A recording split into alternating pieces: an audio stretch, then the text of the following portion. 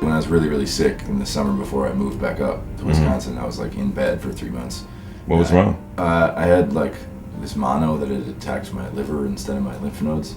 I lost a lot of weight. And, I couldn't do anything but like drink ginger ale and like lay in bed. And for some reason I started watching this show. There was this one episode that I was watching that it was like the first snowfall of the year, and instead of damning the winter or like complaining about it, and they'd come out and they'd meet in the town square and they just like hug and kiss and say Bon Iver. That was like the thing. Hey, Bon Iver! Bon Iver! And they're just like, oh, it means good winter, and I didn't know it was French or anything, and so I just started like writing it down. You would be surprised. I thought it was like one word with like Boniverre. Stuff like that, you know. And so when I found it was like, when I found out what the real spelling was, to me it looked like Hiver and Hiver, and I mean, honestly, there was so much going on with my liver, my organ, that it reminded me too much of it. So that was like one way to do it. I just took the H off. This show is like this odd thing that's extremely important to me. It was like this brace that sort of helped me pick myself up in this weird way. I am my mother's only one. The song Flume was a big catalyst because that song just got written and recorded in like 4 hours in Raleigh. Right before I went back to Wisconsin, and then like that song just sort of was like the reason I left almost, like not the reason, but it was like the horse that I rode back on or something. And then the whole record, then the Bon Iver record is in that style. Yeah. Entirely. Yeah, pretty much. I mean, everything kind of came around that, I guess, gathered around it.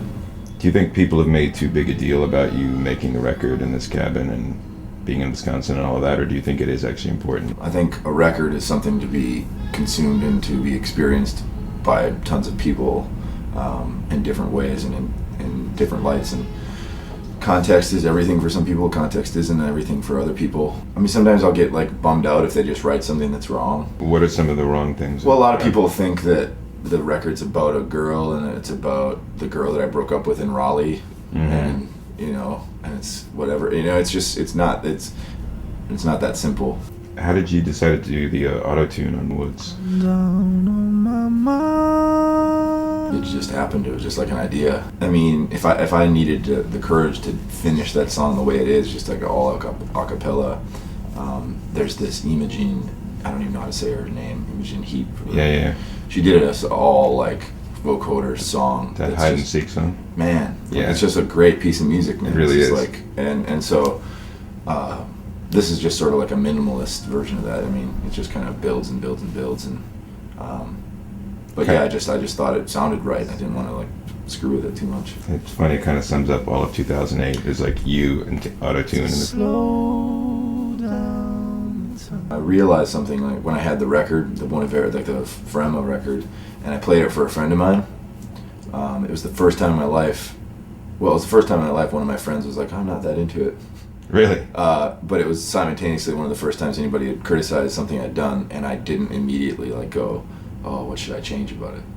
Like I was very like within myself. It felt so good to be confident again, and not like in some like blossoming ego thing. It was like you this. Had your swagger. I was I was inside myself, and I wasn't like beside myself trying to like make myself look cooler or like fit into something.